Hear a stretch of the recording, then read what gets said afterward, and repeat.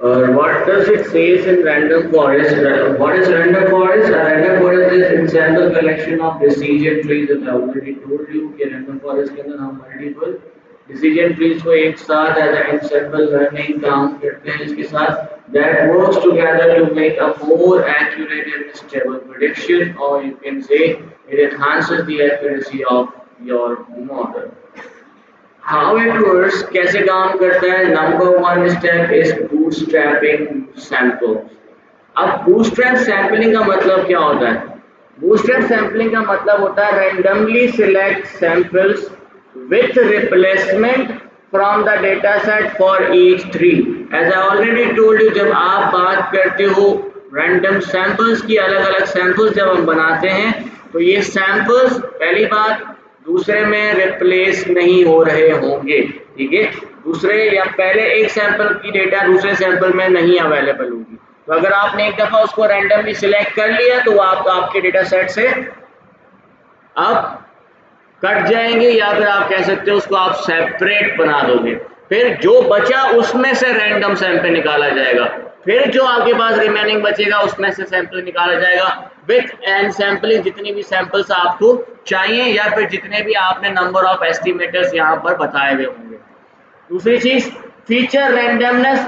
Each tree consider only a subset of feature at each split. क्योंकि यहाँ पर अलग अलग ट्रीज हैं, एक ट्री नहीं है जिसमें आप एक कंप्लीट यहाँ पर क्या कहते हैं डेटा सेट प्रोवाइड करो. अलग अलग ट्रीज हैं तो वो अलग अलग अपने सबसेट के हिसाब से उसको स्प्लिट करता जाएगा. What this the second thing is कि कैसे काम करता है? इट वर्क्स ऑन वोटिंग या फिर एवरेजिंग. अब वोटिंग या एवरेजिंग का मतलब क्या होता है? For example as I already told you here कि आपने देखा बैगिंग टेक्निक के अंदर हमारे पास कोई ना कोई यहाँ पर वैल्यू आ रही है. अब ये एक एक्यूरेसी कह सकते हो या फिर आप आउटपुट भी कह सकते हो उसको. फॉर एग्जाम्पल मैं इसको डालता हूँ. Now you know very well कि अगर फॉर एग्जाम्पल आपकी प्राइमरी क्लासिफिकेशन होगी तो इसने फॉर एग्जाम्पल आपको दे दिया 0, मतलब किसी भी प्रेडिक्शन के ऊपर इसने प्रोवाइड किया आपको 0, मतलब वो डिजीज, अगर डिजीज की बात कर रहा हूँ तो डिजीज नहीं है इसको. फॉर एग्जाम्पल इसने आउटपुट दिया, इसने आउटपुट दिया 1 और इसने भी आउटपुट दिया 1. इसका मतलब यहाँ पर अब हम देखेंगे कि वोटिंग क्या है. आपने देखा कि 1 जो है उसके ज्यादा वोट्स हमारे पास अवेलेबल है. जब इसके ज्यादा वोट्स है तो आपका एवरेज भी ऑटोमेटिकली यही होगा. ठीक है, क्यों? क्योंकि हम यहाँ पर ये नहीं देख रहे, रिग्रेशन नहीं बना रहे. अगर रिग्रेशन होती तो आप इसका एवरेज निकालते तो ये तकरीबन 0.6 के आसपास आपके पास वैल्यू आ जाती इसकी. जब 0.6 के आसपास होती तो तब भी वो आपका रिग्रेशन बन जाता. लेकिन क्योंकि हम क्लासिफिकेशन की बात करते हैं तो आपको पहले ही पता है 0.6 का मतलब होता है 1. क्योंकि 0.5 से अबव है तो 1, 0.5 से नीचे है तो 0. तो यही सेम चीज आप यहाँ पर अप्लाई करोगे. तो यहाँ पर हम बेसिकली वोटिंग के देखते हैं, अगर रिग्रेशन होगा तो आप एवरेज निकालोगे. वही सेम चीज आपको ये बता रहा है यहाँ पर भी. इट सेज अगर क्लासिफिकेशन है तो आप मेजॉरिटी वोट देखते हो, अगर रिग्रेशन है तो आप एवरेज ऑफ ऑल ट्रीज देखते हो, वॉट एवर इट इज. क्यों यूज किया जाता है? रैंडमनेस किस लिए काम आती है? To avoid over fitness of your decision tree and improving the generalized form. as you already know कि हमारा मेन टारगेट ही यही होता है कि एक जर्नलाइज्ड फॉर्म बनाया जाए जो ना ओवरफिट हो या फिर ना अंडरफिट हो. ऐसे ही लीनियर रिग्रेशन में पढ़ा था ना ये हमने शुरू में फर्स्ट क्लास के अंदर मशीन लर्निंग की कि ओवर फिटनेस हमें नहीं चाहिए, अंडर फिटनेस हमें नहीं चाहिए, हमें क्या चाहिए? Generalised form. तो यहाँ से अगर आप यूज रैंडमनेस इस्तेमाल करते हो आपके रैंडम फॉरेस्ट के अंदर तो ये हेल्प करता है to increase generalised form and to avoid any over fitness in a decision tree. As we already know decision tree बहुत आसानी से ओवर फिट हो जाता है. ठीक है, एडवांटेजेस क्या हैं इसके? You know very well, handles non-linear relationship, reduces overfitting, works well with missing data and categorical features. Why missing data के साथ अच्छा काम करता है? क्योंकि आपको पता है यहाँ पर हम अलग अलग सैंपल्स बना रहे हैं, रैंडम सैंपल्स. अगर फॉर एग्जाम्पल आप आपके जो मिसिंग डेटा है किसी एक सैंपल के अंदर आ गए तो बकायों में नहीं होगा। ये एक ट्री तो आपका हो सकता है कि खराब आउटपुट दे आपको या रॉन्ग आउटपुट दे रहा हो, लेकिन बाकी के ट्रीज आपके लिए यहाँ पर अच्छा परफॉर्म कर रहे होते हैं। यही सेम चीज जब आप फॉर एग्जांपल अप्लाई करते हो सिंगल डिसीजन ट्री के अंदर, तो ये आपका जो यहाँ पर एम्प्टी या फिर मिसिंग डेटा होता है, ये आपके लिए कभी भी एक अच्छी क्लासिफिकेशन बनाने नहीं देता। क्यों? क्योंकि जहां पर वो मिसिंग होगा वहां पर आपका डिसीजन ट्री टूट जाता है। जब आप रैंडम फॉरेस्ट की तरफ चले जाते हो तो एक डिसीजन ट्री आपका खराब हो गया, लेकिन बकाया 99 आपके पास काम कर रहे हैं। तो अगर आप क्लासिफिकेशन देख रहे हो और 99 ने आपको अच्छा प्रेडिक्ट किया है, इसका मतलब आप वोटिंग के हिसाब से 99 की तरफ जाओगे।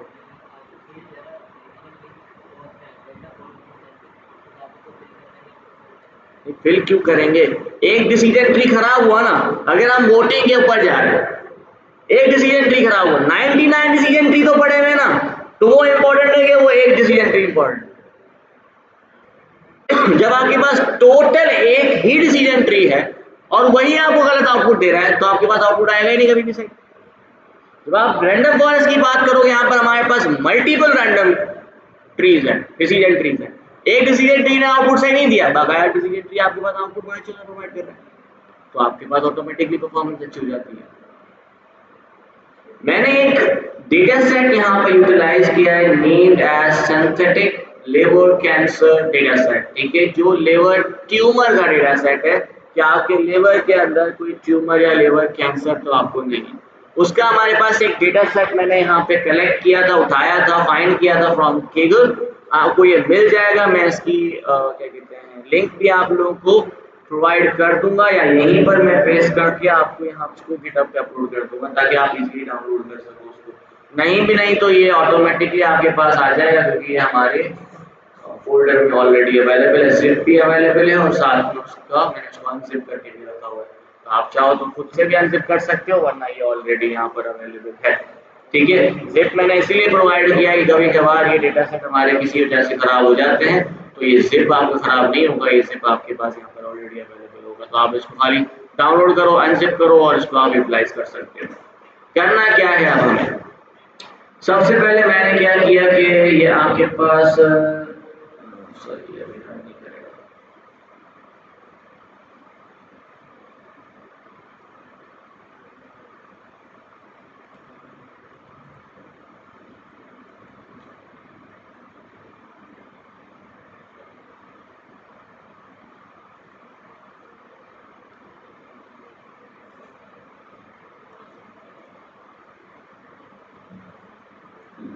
चलो ठीक है, now this is your data set. Here you can सी कि आपके पास डेटा सेट किस हिसाब से आ रहा है, आपको पता है इसके अंदर क्या क्या चीजें, एज है, इसके अंदर जेंडर है, बीएमआई है, अल्कोहल कंजप्शन है, स्मोकिंग स्टेटस है, hepatitis B, hepatitis C, liver function score, alpha protein fetoprotein level, उसके अलावा cirrhosis हिस्ट्री, उसके अलावा family history of cancer, physical activity level, diabetes and liver cancer. तो अब इसके हिसाब से आपका आउटपुट फीचर कौन सा होगा? Liver cancer, which is your y feature. ठीक है, और बाकी के सारे आपके एक्स फीचर्स में आ जाते हैं, या फिर आप कह सकते हो इंडिपेंडेंट फीचर्स हो जाते हैं आपके। अब इस इंडिपेंडेंट फीचर्स के ऊपर हम अप्लाई नहीं कर सकते हमारा डिसीजन ट्री या फिर कोई भी मशीन लर्निंग का मॉडल अप्लाई नहीं कर सकते। क्यों? क्योंकि यहाँ पर आप देख सकते हो ऑब्जेक्ट वैल्यूज या फिर स्ट्रिंग वैल्यूज यहाँ पर अवेलेबल है, जो आप इसको कैटेगरीज भी कह सकते हो। ऐसे ही है, सम कैटेगरीज ऑफ डिफरेंट फीचर्स। अगर हम यहाँ पर बात करें जेंडर की, तो इसमें मेल और फीमेल है। अगर हम यहाँ पे बात करें अल्कोहल कंजप्शन की, तो इसके अंदर रेगुलर और ओकेशनल और नेवर है। ये तीन यहाँ पर आपको कैटेगरी नजर आ रही हैं। और अगर आप स्मोकिंग स्टेटस की बात करोगे तो फॉर्मर है, नेवर है और एक और भी होगा मेरे ख्याल में, चेक कर लेते हैं उसको, हम यूनिक करके चेक कर सकते हो आप। यहाँ पर आप देख सकते हो कि हमारे पास लो, मॉडरेट और एक और होगा फिजिकल एक्टिविटी में हाई होगा। ठीक है, तो ये हमारे पास तीन तीन कैटेगरी यहाँ पर तकरीबन इन सब में अवेलेबल हैं, जिनको हमें रिप्लेस करना पड़ेगा, वरना इसके ऊपर हम हमारा मशीन लर्निंग का मॉडल अप्लाई नहीं कर पाएंगे। ठीक है, क्यों नहीं कर पाएंगे? क्यों? क्योंकि ये ऑब्जेक्ट है, और जब आप मशीन लर्निंग की बात करते हो आपको पता है मैथमेटिक्स, और मैथमेटिक्स आपकी न्यूमेरिक्स पे चल सकती है, ऑब्जेक्ट के ऊपर आप मैथमेटिक्स अप्लाई नहीं कर सकते।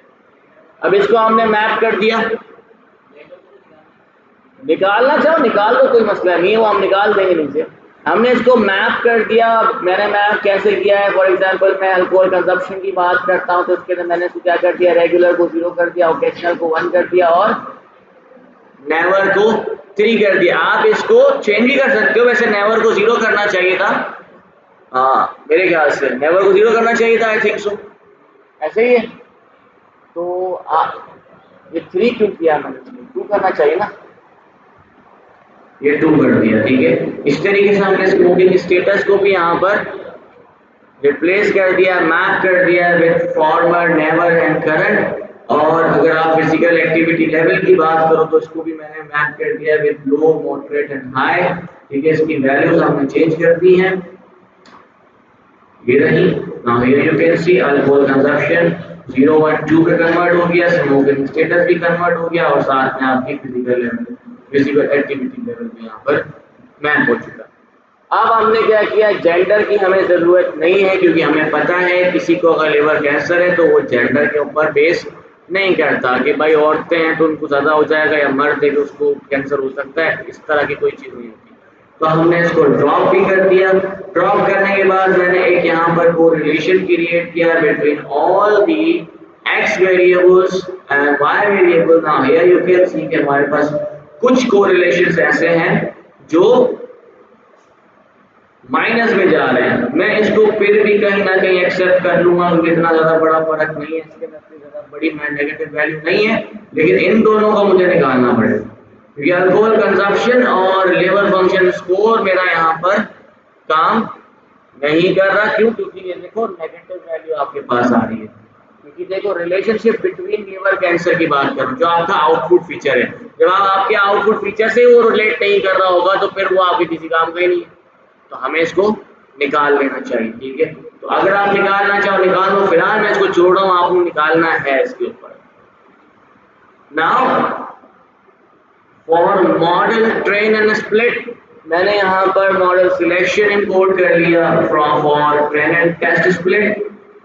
मैंने सारे इधर क्या कहते हैं मशीन लर्निंग मॉडल जितने हम अभी तक पढ़ चुके हैं इंपोर्ट कर लिए हैं, जैसे कि आपका लॉजिस्टिक रिग्रेशन हो गया, डिसीजन ट्री क्लासिफायर हो गया और रैंडम फॉरेस्ट क्लासिफायर हो गया जो हम आज अप्लाई करने जाएंगे।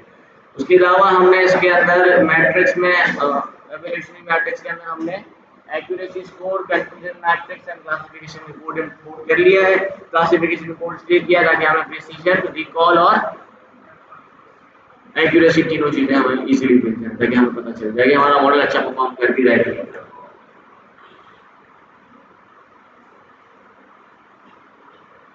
मैं फिलहाल यहाँ पर रैंडम फॉरेस्ट अप्लाई कर लेता हूँ। अच्छा, रैंडम फॉरेस्ट अप्लाई करने के लिए देखो अब एप्लीकेशन के लिए आपके लिए कोई भी बड़ा प्रॉब्लम नहीं आता। क्यों? क्योंकि हमें पता है अप्लाई करने का एक ही तरीका है, fit predict, fit predict, that's it. अब फॉर दैट रीजन सबसे पहले हमें डेटा को स्प्लिट करना पड़ेगा for testing purpose and training purpose. ऐसे ही अब उसको हमें स्प्लिट करना है। स्प्लिट करने से पहले अगर मुझे इसकी नल वैल्यू चेक करनी तो मैं क्या यूज करूं? Is null dot sum, simple है, क्या दूंगा, data dot is null dot sum use किया मैंने ताकि मुझे टोटल जो नल वैल्यूज हैं उसके अंदर पता चल जाए। तो यहाँ पर आप देख सकते हैं हमारे पास कोई भी वैल्यू नल नहीं है, लेकिन एज नहीं गया भाई, एज पड़ा हुआ है अभी भी, यार नहीं किया था एज। अच्छा अच्छा, जेंडर है, एज है, एज है, एज सही, एज पड़े, एज कहाँ पर? तो यहाँ पर हमारे पास कोई वैल्यू नल तो नहीं है, ऑलरेडी हमने देख लिया नल वैल्यू हमारे पास अवेलेबल नहीं है। तो हम क्या करते हैं यहाँ पर हमारे रैंडम फॉरेस्ट RF क्लासिफायर लिख देते हैं हम। क्लासिफायर के अंदर हमने क्या किया, हमारा रैंडम फॉरेस्ट क्लासिफायर का ऑब्जेक्ट क्रिएट कर लेते हैं, simple is that. Random forest classifier का ऑब्जेक्ट आपका यहाँ पर क्रिएट हो चुका है। इसके अंदर हमारे पास कुछ पैरामीटर्स हैं जो आप चेंज कर सकते हो फॉर हाइपर पैरामीटर ट्यूनिंग, जैसे कि आपका एन एस्टिमेटर्स। एन एस्टिमेटर्स का मतलब होता है नंबर ऑफ एस्टिमेटर्स, या फिर आप ये कह सकते हो नंबर ऑफ मॉडल्स। मैंने बताया था एनसेम्बल का मतलब क्या है, मल्टीपल मॉडल्स को हम आपसे साथ में चला रहे हैं, और रैंडम फॉरेस्ट बैगिंग टेक्निक पे काम कर रहा है with multiple decision tree models. तो आपको कितने डिसीजन ट्री बनाने हैं? बाय डिफॉल्ट इसकी वैल्यू क्या है? 100, मतलब बाय डिफॉल्ट ये 100 डिसीजन ट्रीज बनाएगा लाजमी। अब आपको इसको इंक्रीज करना है तो आप इंक्रीज कर सकते हो। उसके अलावा क्योंकि हमें पता है ये डिसीजन ट्री पे काम करता है, अभी आप देख सकते हो ये गिनी इंडेक्स के ऊपर क्रिटिशन का चला रहा है, ठीक है। अगर आप कैरिजन आप चेंज करना चाहते हो, क्या कहते हैं, क्राइटेरिया अगर आपको चेंज करना है, गिनी की बजाय एंट्रोपी यूज करना है तो आप एंट्रोपी भी यूज कर सकते हो। गिनी यूज करना हो, गिनी ऑलरेडी बाय डिफॉल्ट है, ठीक है। उसके अलावा मैक्स डेप्थ मैंने लास्ट टाइम डिसीजन ट्री में आपको दिखाया था, नॉर्मली वो बिल्कुल आखिरी लीफ तक जा, जब तक वो लीफ नहीं बनता। अगर आप अपने हिसाब से मैक्स डेप्थ सेट करना चाहते हैं तो आप वो भी यहाँ प्रोवाइड करोगे, बाय डिफॉल्ट ये नन है, ठीक है। मिनिमम सैंपल स्प्लिट आप देख लो, कम से कम 2 सैंपल में से तो ये डिवाइड होगा। अब आपने ऊपर एन एस्टिमेटर्स कितने लगाए? 100, तो ये 100 में होगा, लेकिन मिनिमम आपके कम से कम 2 सैंपल्स तो लाजमी बनेंगे। इसी तरीके से अगर आप सॉरी सैंपल तो आपके जितने हैं उतने ही बनेंगे। ये मिनिमम स्प्लिट का मतलब है कि कम से कम 2 आपके यहाँ पर बाइंड, क्योंकि बाइंडिंग क्लासिफिकेशन कर रहे हैं ना, एक 0 के लिए एक 1, कम से कम 2 आपके यहाँ पर स्प्लिट लाजमी बनेगी। ये सैंपल स्प्लिट वो वाला नहीं है, ये है कि एक रूट में से आपके कम से कम 2 स्प्लिट्स तो लाजमी निकलेंगे, ठीक है। हाँ, स्प्लिट निकालते ना, हम स्प्लिट करते हैं वो, ठीक है। मिनिमम सैंपल लीफ, कम से कम एक लीफ तो आपका बनेगा, तभी जाके आपका आउटपुट आने की आएगा, वरना तो ये नहीं आएगा, ठीक है। कम से कम एक लीफ तो लाजमी बनाना है इसमें। तो ये सारे हमारे पास है। इम्प्योरिटी डिक्रीज करना चाहते हो, बूटस्ट्रैप, बूटस्ट्रैप मैंने आपको बताया रैंडमली, क्योंकि वो रैंडमली सैंपल सिलेक्शन कर रहा है। अगर आप इसको फॉल्स कर दोगे, रैंडमली नहीं करेगा, सीक्वेंस वाइज करेगा, ठीक है। तो हमें तो रैंडम चाहिए, तो बूटस्ट्रैप रहने दो। तो ये सारे हमारे पास पैरामीटर्स है जो आप चेंज कर सकते हो फॉर डिफरेंट पैरामीटर्स। आप इधर हाइपर पैरामीटर ट्यूनिंग अप्लाई कर सकते हो अलग अलग पैरामीटर्स के साथ। जो पैरामीटर आपके सबसे अच्छा परफॉर्म कर रहा है वो पैरामीटर्स आपके डेटा सेट के लिए बेस्ट पैरामीटर्स हैं, ठीक है। कैसे करोगे? वही आप यहाँ पर ग्रिड सर्च सीवी भी लगा सकते हो, रैंडम सर्च सीवी भी इस्तेमाल कर सकते हो। ग्रिड सर्च सीवी आप लोग वैसे ही अप्लाई कर रहे हो, रैंडम सर्च सीवी भी अप्लाई करके देखना है, ठीक है। आगे चलते हैं। ये मैंने यहाँ पर बना दिया है एन एस्टिमेटर्स को, आपको पता है इसके अंदर बाय डिफॉल्ट 100 एन एस्टिमेटर्स है। हमने क्या करना है, अब सबसे पहले टेस्ट और स्प्लिट के लिए भी हम यहाँ पर बनाते जाते हैं। मैं थोड़ा सा इसके अंदर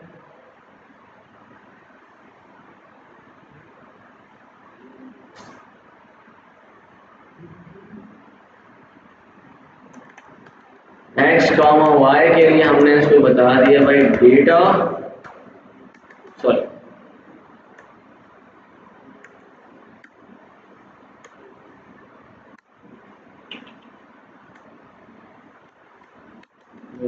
पहले तो हम इसको एक्स दे देते हैं। एक्स हमें पता है डेटा में से सारी रोज चाहिए हमें, ऐसे ही रोज सारी चाहिए हमें, आई लोकेशन सारी रोज चाहिए, और कॉलम भी सारे चाहिए, लेकिन -1 तक। ऐसे ही आखिरी वाला नहीं चाहिए, वो हमारा वाई में चला जाएगा, जिसको हम छोड़ देते हैं। और वाई के लिए हमने क्या बना दिया कि जो हमारा डेटा है डॉट आई लोकेशन, और इसमें से मुझे रोज तो 4 ही चाहिए, लेकिन कॉलम सिर्फ और सिर्फ आखिरी वाला चाहिए, ऐसे ही।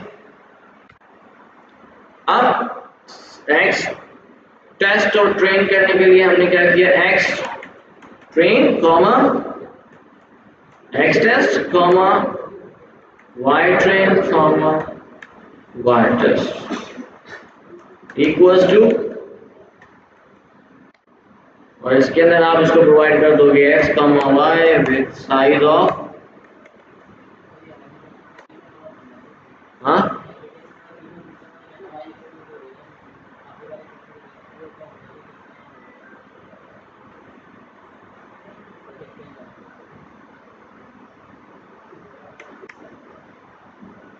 हम चांद पे पहुंच गए, तुम लोग घर से नहीं निकल रहे हो। हाँ,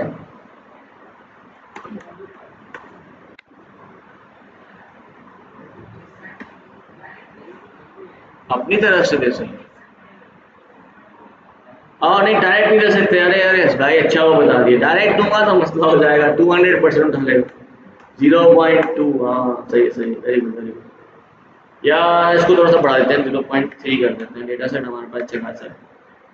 नाउ हमारे पास एक्स ट्रेन भी आ गया, एक्स टेस्ट भी आ चुका है। हम इसको हमने स्प्लिट कर दिया है हमारे डेटा को। Where 70% of our data is for the training purpose and 30% of our data is for the testing purpose here. Now we are going to train our model, random forest model, which is basically कैसे train करेंगे हम? RF classifier dot fit, और fit में हम for training purpose, क्योंकि हम इसको फिर दे देंगे x train comma y train. Let's see what happens here. Now you can see it takes some time, थोड़ा सा टाइम इसने लिया यहाँ पर, ठीक है।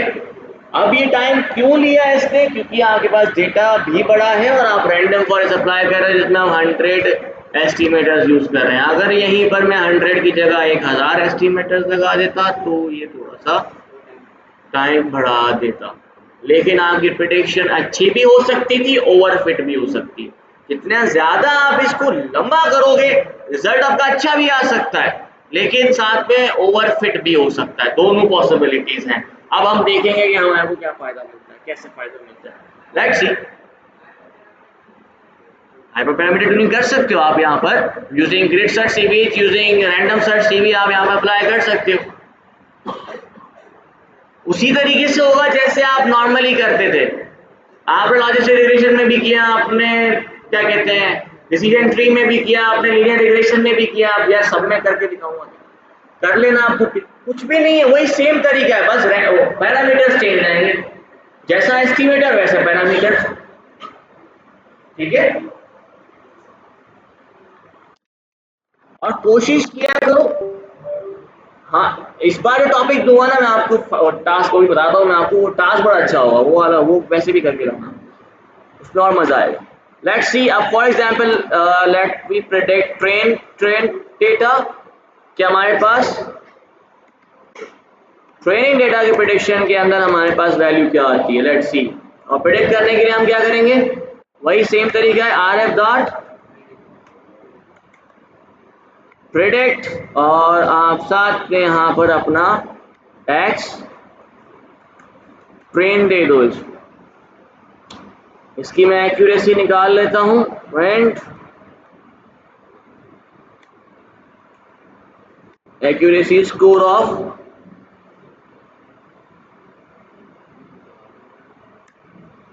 y train, which is your actual data, and train predict, which is your predicted data. Now here you can see it shows 100% accuracy, मतलब हमारे पास 100% करेक्ट रिजल्ट आ रहे हैं। व्हाट अबाउट, ये तो ट्रेनिंग है, लेकिन सिट नो उसके ट्रेनिंग डेटा कहां पर जा रहा है, उसको पता है डिसीजन ट्री है ना, आखिर तक लीफ नोड तो बनाकर आया है वो। हमने यहाँ पर इसको कोई मैक्सिमम डेप्थ तो दी नहीं है। उसकी मैक्सिमम डेप्थ क्या होगी, जब तक लीफ नोड नहीं बनता तब तक वो उसको डिवाइड करता जाएगा करता जाएगा करता जाएगा, जहां पर आखिरी में आएगा उसका सबका लीफ नोड बन गए। जब सबके लीफ नोड बन गए आराम से, तो ये आराम से उसको कहीं पर भी फेंक सकता है। तो आपके पास 100 आएगा ही आएगा लाज। लेकिन लेट मी सी कि हमारे पास टेस्टिंग वाला डेटा कैसे प्रिडिक्ट करता है। फॉर दैट हमने क्या किया भाई, दोबारा कर लेते हैं यहाँ पर टेस्ट प्रिडिक्ट, और इसके अंदर हमने इसको प्रोवाइड कर दिया क्लासीफायर डॉट प्रिडिक्ट। देखो कोड वही है, कुछ भी नहीं है इसके अंदर चेंज। सिर्फ तभी कहते हैं थ्योरी कहीं ना कहीं फायदा देती है, क्योंकि आपको यहाँ पर अपना चेक करना होता है कि कौन सा मॉडल कैसे काम कर रहा है। Accuracy score for y test, test Now here you can see 92% is a good accuracy here. कहीं ना कहीं हमारे पास 92% बड़ी अच्छी एक्यूरेसी आ रही है। इसका मतलब कि हमारे पास ट्रेनिंग जो हमारे पास एक्यूरेसी आ रही है वो तो 100% आ रही है, लेकिन टेस्टिंग एक्यूरेसी भी 92% आपके पास यहाँ पर ये दिखा रहा है। अगर मैं कंफ्यूजन मैट्रिक्स दोनों का यहाँ पर शो करके दिखाऊंगा, पहले तो यहाँ पर हम कुछ लिख देते हैं ताकि हमें पता चले कि ये क्या है। This is your training accuracy, ऐसे लिख देते हैं, और ये आपका हो जाएगा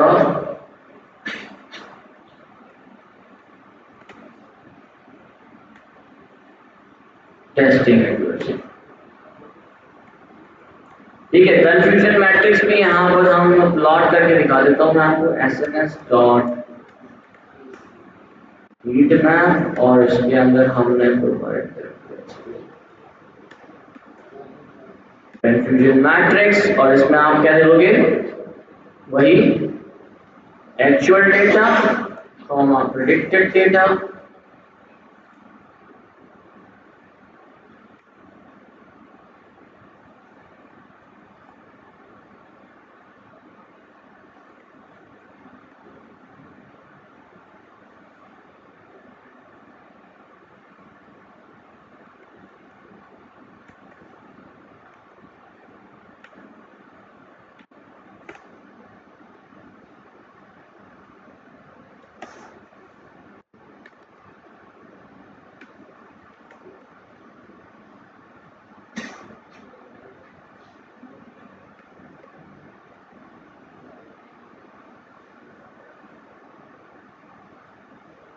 Now here you can see जब आपके पास ट्रेनिंग एक्यूरेसी की जो कंफ्यूजन मैट्रिक्स आपको यहाँ पर नजर आ रहा है, it shows exactly what is your accuracy. as you know here कि हमें दो वैल्यूज चाहिए थी, या तो ट्रू पॉजिटिव होना चाहिए या तो फॉल्स नेगेटिव होना चाहिए।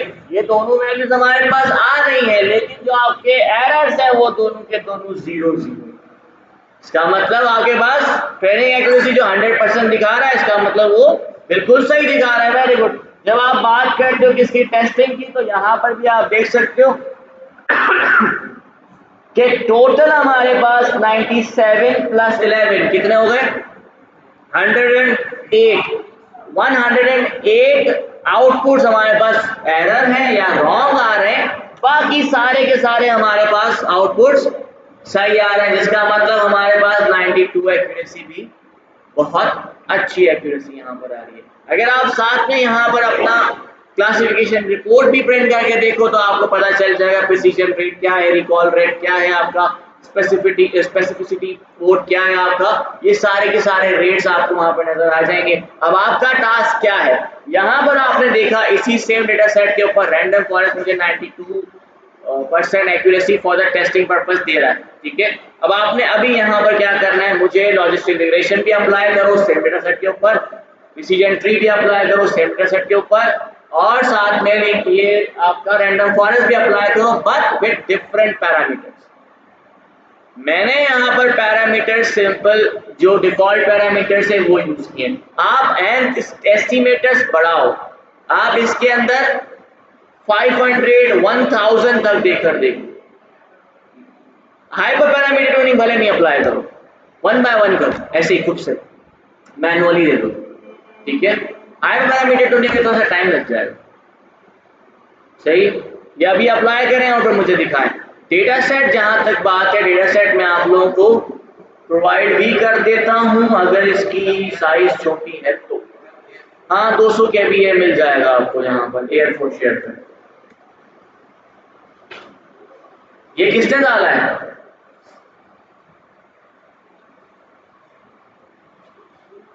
ये तुम्हारे काम लग रहे हैं मुझे, पता नहीं कौन सा वाला है, इसलिए मैं डिलीट कर रहा हूँ ना, दोबारा अपलोड कर रहा हूँ।